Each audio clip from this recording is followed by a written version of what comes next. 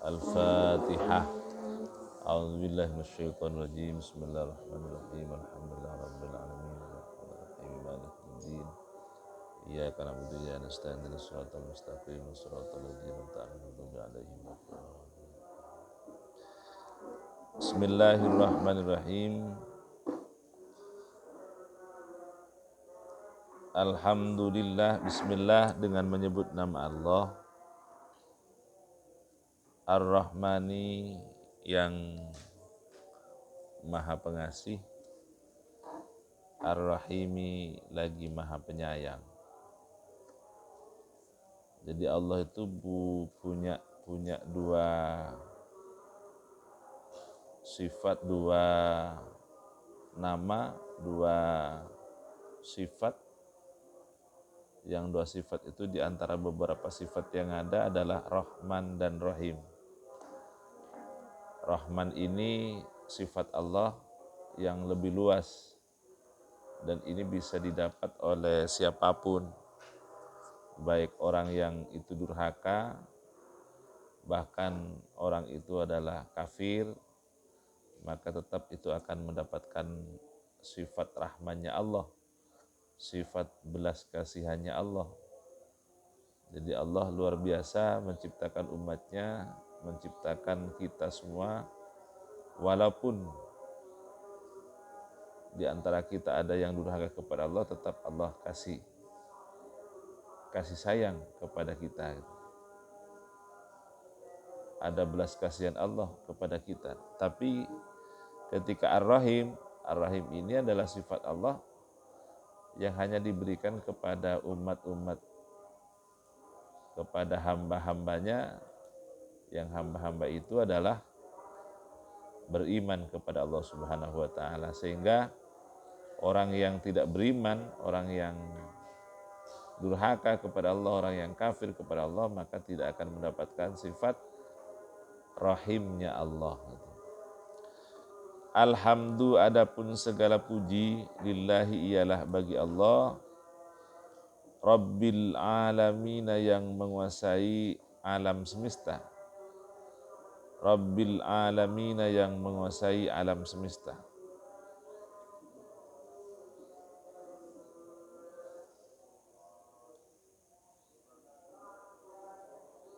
Wabihi nasta'inu, wabihi dan kepada Allah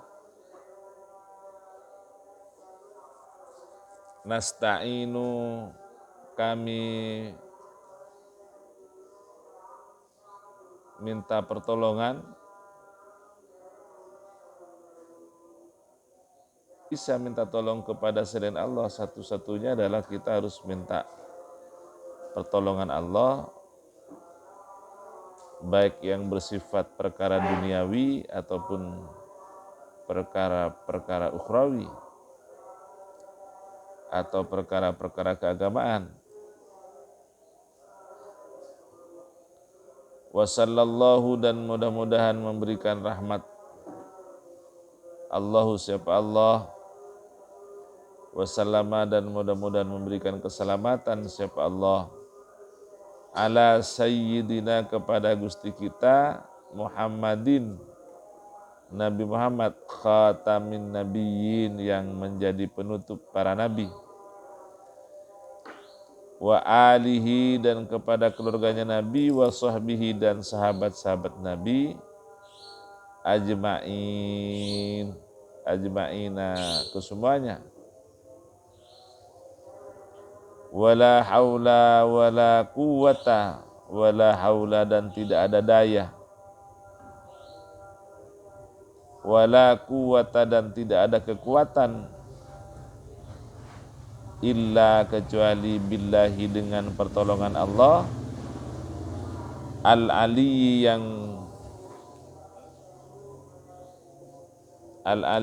yang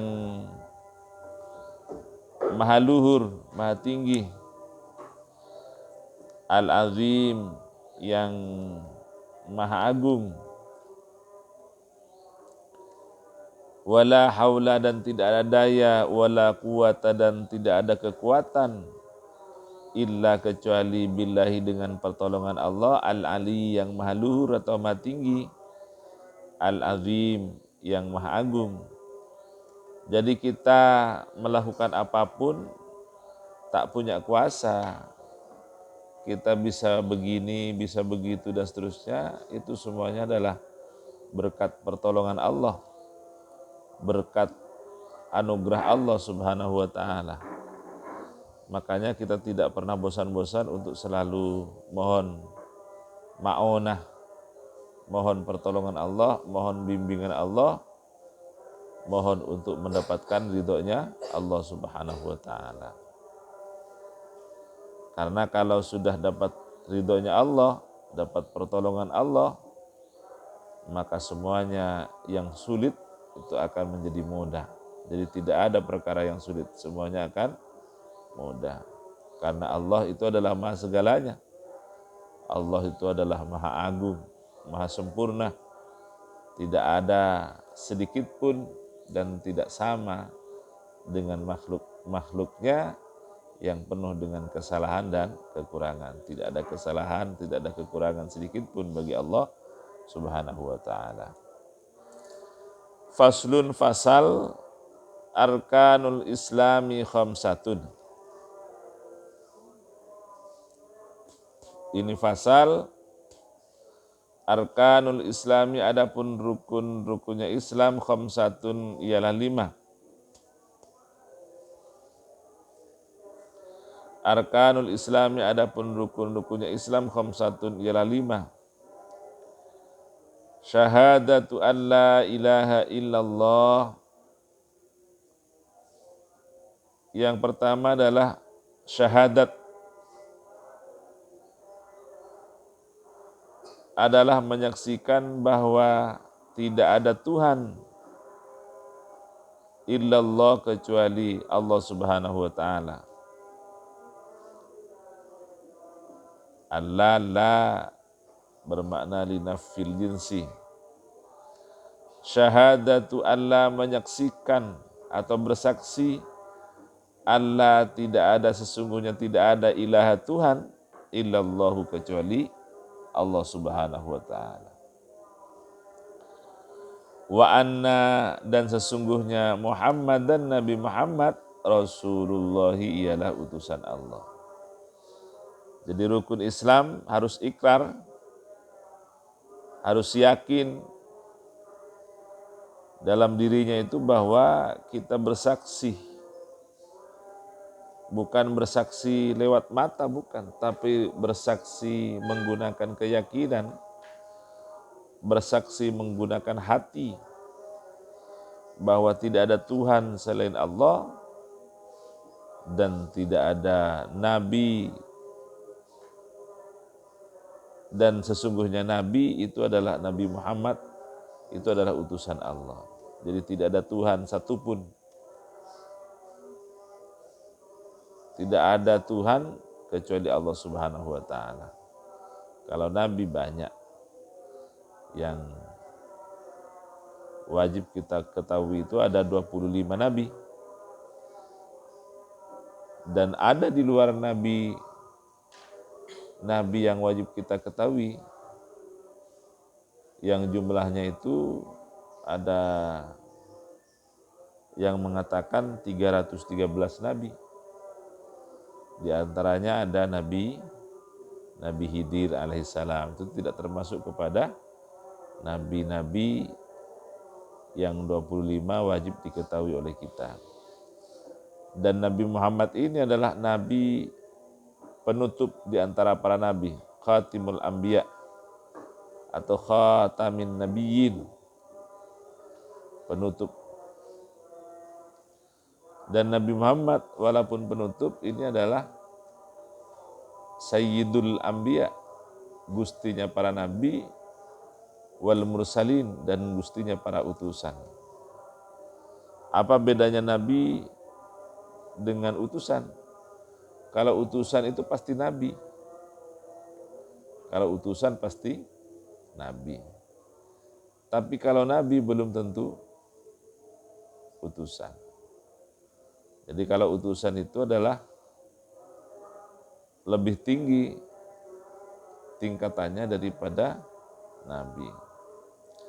Jadi rukun Islam itu ada 5. Yang pertama itu adalah membaca syahadat, yaitu berikrar, menyatakan bahwa tidak ada Allah, tidak ada Tuhan kecuali Allah. Tidak ada Tuhan kecuali Allah. Dan menyatakan pula bahwa Nabi Muhammad itu adalah utusan Allah Subhanahu wa taala. Itu yang pertama. Wa iqamus sholati, dan melaksanakan sholat. Wa iqamus sholati, dan melaksanakan sholat atau menegakkan sholat. Wa iqamus sholati, dan menegakkan sholat. Jadi iqamus sholat itu bukan hanya sekedar dirinya sendiri melaksanakan, tapi iqamus sholat di samping dirinya sendiri melaksanakan adalah menegakkan. Artinya mengajak orang lain untuk ikut juga melaksanakan sholat. Kenapa sholat ini menggunakan kata-kata mendirikan atau menegakkan sholat? Karena tak cukup dirinya sendiri melaksanakan sholat, tapi tidak peduli kepada orang lain yang tidak melaksanakan sholat. Oleh karena itu, melaksanakan sholat, di samping melaksanakan sholat, menegakkan sholat, yaitu mengajak orang lain untuk juga melaksanakan sholat. Sholat ini menjadi penentu kepada amal-amal ibadah yang lain. Fa idza saluhat sholatuhu saluha kullu. Apabila baik sholatnya, saluha kullu, maka baik pula keseluruhan amalnya orang. Kalau ada orang kemudian sholatnya khusyuk, kelihatannya misalnya, sholatnya tidak pernah berhenti-berhenti, tapi ternyata orang ini masih kikir misalnya, maka barangkali mungkin bisa-bisa sholatnya itu secara zahir sah, tapi secara batin tidak diterima oleh Allah Subhanahu wa taala. Kok bisa? Pakaian barangkali yang digunakan suci, iya. Tapi ketika pakaian yang digunakan ini adalah dibeli atau didapat dengan cara-cara yang tidak halal, maka ini mengganggu terhadap apakah sholat itu diterima atau tidak. Maka kemungkinannya bisa-bisa tidak diterima. Pakaiannya misalnya bagus, tapi yang dimakan setiap harinya adalah bukan hak-haknya dia, bukan hak-haknya sendiri, tapi haknya orang lain, tidak diberikan. Bahkan bukan hanya sekedar tidak diberikan, tapi haknya orang dirampas. Maka kalau yang dimakan itu adalah perbuatan atau hal-hal yang barang-barang yang haram, maka sholatnya pun juga tidak tanha anil fahsya'i wal munkar. Sehingga sholat ini kalau memang betul-betul bagus, secara zahir syarat dan rukunnya itu sempurna, secara batin semua perangkat-perangkat hati kita juga dijaga, mata kita juga dijaga, kemudian makanan kita dijaga, perbuatan kita dijaga, pakaian-pakaian dan tempat yang digunakan semuanya dijaga, maka insya Allah sholat itu sebagaimana ayat Al-Quran, tanha anil fahsya'i wal munkar, bisa menghindar, bisa menjauhkan, bisa mencegah dari sifat fahsya'i seperti kikir, dari sifat dengki, dari sifat iri, dari sifat mengadu domba, an-namimah, hasud, dengki, sombong, dan seterusnya, maka akan menghindar, akan mencegah sifat-sifat itu semua. Wal mungkar, dan sifat-sifat mungkarat. Fahsya ini adalah sifat-sifat internal kita, sifat-sifat yang berasal dari dalam kita. Wal mungkar, dan hal-hal yang mungkar atau hal-hal yang tidak baik, yang itu adalah sifat eksternal atau hal yang datang secara eksternal kepada kita. Wa idza fasadat fasada kullu, kalau sholatnya rusak, maka fasada kullu, maka akan rusak pula amal-amal ibadah yang lain. Makanya dalam satu hadis diterangkan bahwa awwalu ma yuhasabu yaumal qiyamah, pertama kali amal kita yang dihitung, yang dihisab, yang ditimbang pada hari kiamat, as-shalah adalah sholat. Jadi sholat ini yang akan pertama kali dihitung. Kalau sholatnya bagus, maka insya Allah amal-amal ibadahnya bagus. Apakah ada sholat itu yang tidak diterima? Banyak. Yang paling pertama adalah sholat yang tidak dikerjakan sesuai dengan syarat dan rukuknya. Itu bukan hanya tidak diterima, tapi tidak sah. Rukuknya itu harus tumak nina. Ini seperti pelaksanaan tarawih malam ini misalnya, dan malam-malam berikutnya, karena ingin cepat, maka tidak ada tumak nina. Rukuk tidak ada tumak nina, i'tidal tidak ada tumak nina, maka itu tidak sah. Rukuk misalnya tidak lurus, hanya sekedar begini misalnya, tidak lurus, maka tidak sah. Rukuk itu harus lurus, tidak boleh terlalu ke bawah, kepalanya terlalu ke bawah sehingga berlebihan, tidak boleh juga itu. Jadi harus lurus 45 derajat. Jadi punggung ini harus lurus dengan kepala ke depan. Dan harus ada tumak nina. Tumak nina itu adalah berhenti sebentar sekedar membaca subhanallah. Itu adalah berhenti sebentar. Syarat dan rukunnya, tata cara sholatnya itu sudah benar, maka tinggal perbuatan hati kita. Makanya di dalam Al-Quran, fawailul lil musallin alladzina hum an sholatihim sahun. Jadi akan masuk neraka lil musallin, bagi orang-orang yang sholat, alladzina hum an sholatihim sahun, sementara dia sholat pikirannya kemana-mana, sementara dia sholat dia tidak khusyuk. Oleh karena itu tidak cukup hanya syarat rukunnya benar sempurna, tapi sementara pikirannya kemana-mana atau tidak khusyuk, maka bisa-bisa bukan hanya tidak diterima ibadah sholatnya, tapi akan dimasukkan neraka wil. Qad aflahal mu'minun, dalam ayat yang lain surat Al-Mu'minun, qad aflahal mu'minun, sungguh aflahal mu'minun, telah beruntung. Al-mu'minun, siapa orang-orang mukmin. Siapa orang-orang mukmin yang beruntung itu? Alladzina hum fi sholatihim khashi'un.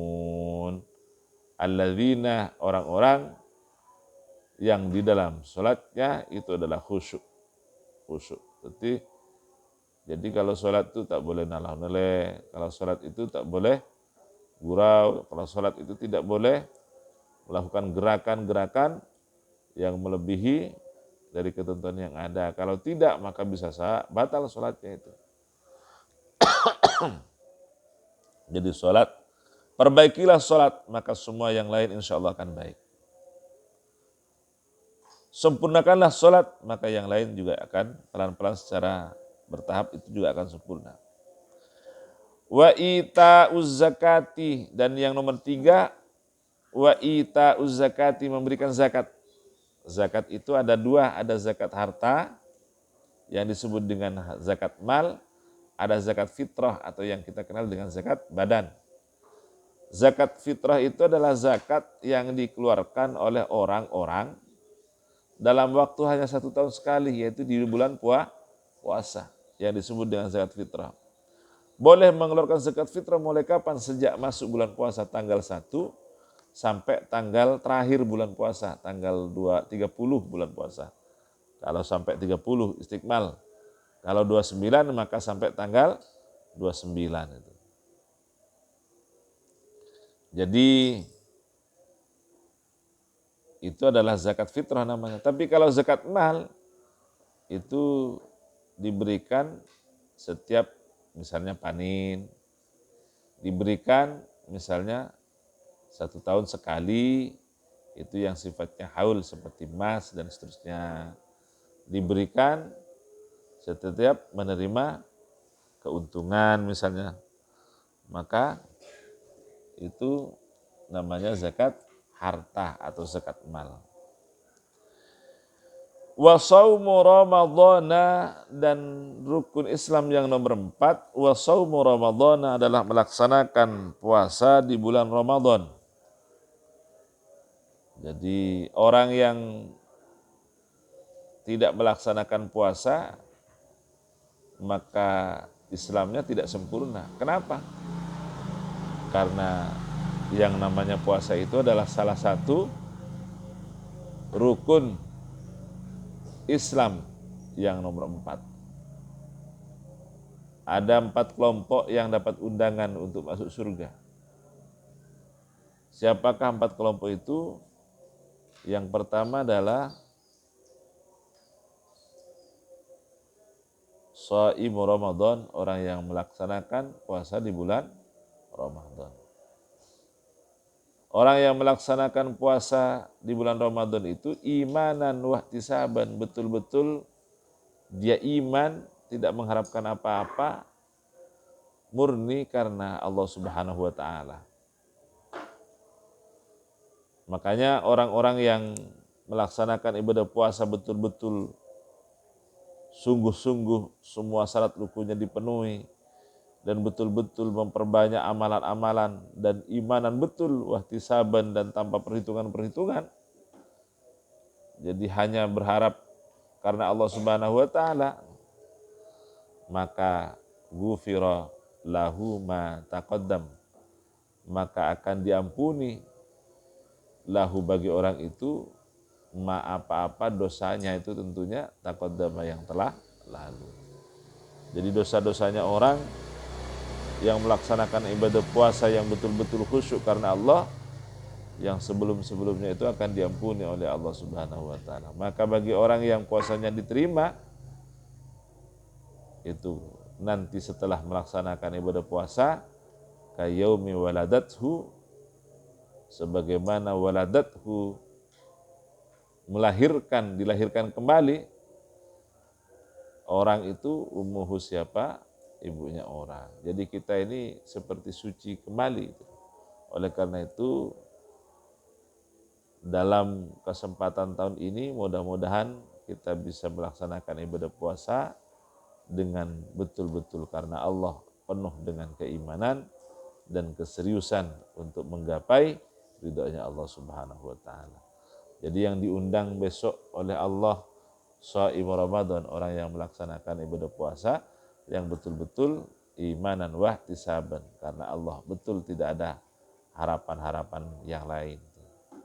Yang kedua adalah orang yang dapat undangan dari Allah Subhanahu wa taala itu adalah talil Quran. Siapa? Orang yang selalu membaca Al-Quran.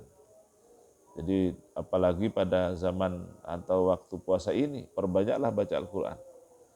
Perbanyak, biar capek kita. Capek apa? Capek baca Al-Quran. Ketimbang capek bermain, mending kita capek baca Al-Quran. Jadi sukalah baca Al-Quran. Tapi ingat, membaca Al-Quran itu adalah dengan orang yang membaca Al-Quran benar arti dan maknanya, benar tajwidnya, benar makhrajnya. Kalau tidak benar baca Al-Quran, maka bisa-bisa dikhawatirkan masuk kepada kaming qari'il Quran, banyak orang yang membaca Al-Quran, banyak orang yang tahu baca Al-Quran, membaca Al-Quran, wal Qur'anu yal'anuhu, akan tetapi Al-Quran itu memberikan laknat. Jadi tidak memberikan syafaat, tidak menjadikan hidayah Al-Quran, tapi justru memberikan laknat. Bagi siapa? Bagi orang yang membaca Al-Quran sembarangan. Jadi tidak boleh sembarangan baca Al-Quran. Jadi yang pertama itu adalah orang yang dapat undangan masuk surganya Allah Subhanahu wa taala itu adalah orang yang shaimu Ramadan, orang yang melaksanakan puasa di bulan Ramadan. Yang kedua adalah talil Quran, orang yang suka membaca Al-Quran. Yang ketiga adalah hafizul lisan, orang yang mampu menjaga mulutnya, hafizul lisan. Menjaga mulutnya dari apa? Membicarakan kejelekan-kejelekan orang lain seperti berghaibah, seperti berfitnah dan seterusnya. Jadi menjaga, bahkan katanya Allah Subhanahu wa taala itu kita ini semestinya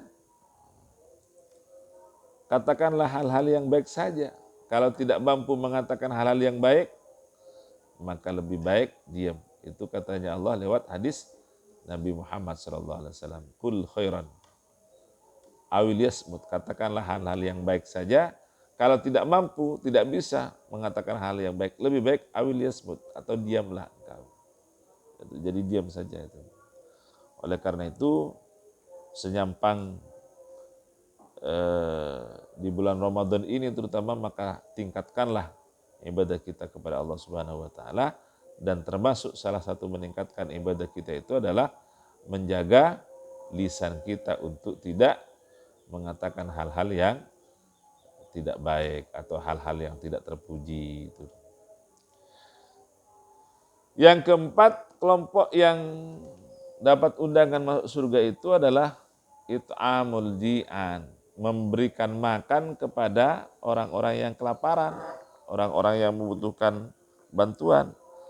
Itu it'amul ji'an, memberikan makan kepada mereka-mereka fakir, mereka-mereka fuqara, mereka-mereka yang butuh uluran tangan kita.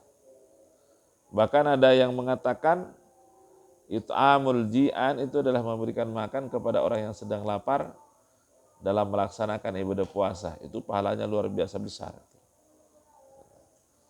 Tapi yang sahih itu, yang benar itu, yang lumrah itu, yang masyhur itu adalah, maksudnya it'amul ji'an itu adalah memperhatikan orang-orang yang ada di sekitarnya yang membutuhkan uluran tangan, maka mereka-mereka yang butuh itu kita bantu. Kita ini melaksanakan sholat, melaksanakan puasa, melaksanakan ibadah-ibadah yang lain, tapi tidak mengathar kepada perbuatan kita, tidak berpengaruh kepada perbuatan kita, maka bisa-bisa itu sebagai salah satu tanda bahwa ibadah kita tidak diterima oleh Allah Subhanahu wa taala. Itu salah satu bukti bahwa ibadah kita tidak diterima oleh Allah Subhanahu wa taala. Tanda-tanda ibadah kita diterima, salah satunya diantaranya punya sifat dermawan kita, punya sifat baik kita kepada orang lain, kepada makhluk, sesama makhluknya Allah Subhanahu wa taala.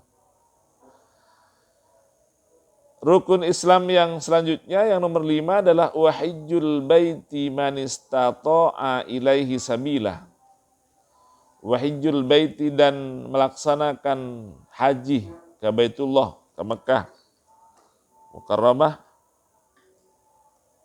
man istata'a, orang istata'a yang punya kemampuan, siapa orang punya kemampuan ilaihi untuk nyampe ke Mekah, sabila termasuk juga bukan hanya biaya yang ada di Mekah, tapi ongkosnya, ongkos perjalanannya. Kemudian juga orang-orang yang menjadi kewajibannya, yang ditinggalkan juga itu ditanggung. Jadi rukun Islam yang nomor 5 itu adalah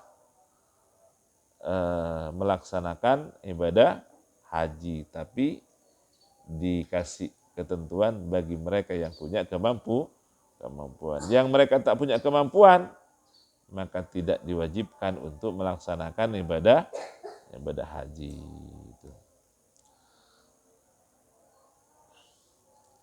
Barangkali ini mudah-mudahan manfaat dan barokah. Mudah-mudahan kita diselamatkan, diuntungkan baik di dunia dan akhirat. Al-Fatihah. A'udzubillahi minasyaitonir rajim. Bismillahirrahmanirrahim. Alhamdulillah rabbil alamin arrahmanirrahim maliki yaumiddin. Iyyaka na'budu wa iyyaka nasta'in. Ihdinas siratal mustaqim. Siratal ladzina an'amta 'alaihim ghairil maghdubi 'alaihim waladdallin. Amin.